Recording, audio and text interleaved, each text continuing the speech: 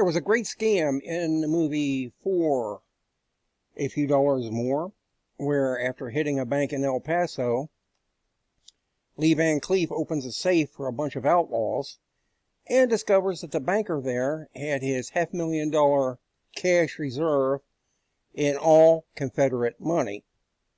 If you zoom in on that still frame and zoom in on that particular scene where they actually open the safe, you see it's printed right on the money, Confederate States of America. This guy was running such a scam, I'm surprised that the banker in that movie doesn't get more credit and possibly a couple of movies of his own. He had $500,000 in Confederate paper money in a second safe.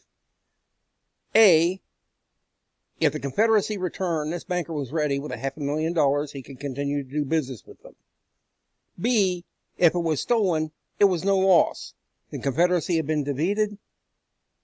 The money was worthless except for maybe wallpaper. C, it was an advertising gimmick for his investors at no risk to the bank. He could claim that he had a $500,000, $500,000 reserve at a time in history when you could buy a can of peaches for 3 cents and a glass of beer for a nickel.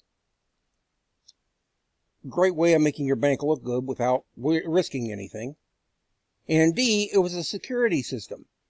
It aided in lower insurance rates for the banks because he had a way of tricking any outlaws coming in. They would take the wrong safe and the wrong money, and his people, his investors, would not lose anything.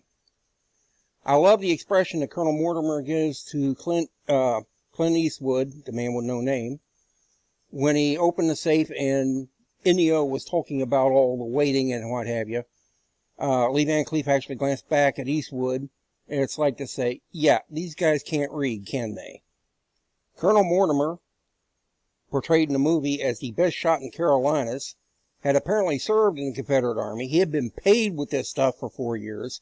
He knew just how worthless it was from the time he opened the safe. Great subplot that nobody ever catches.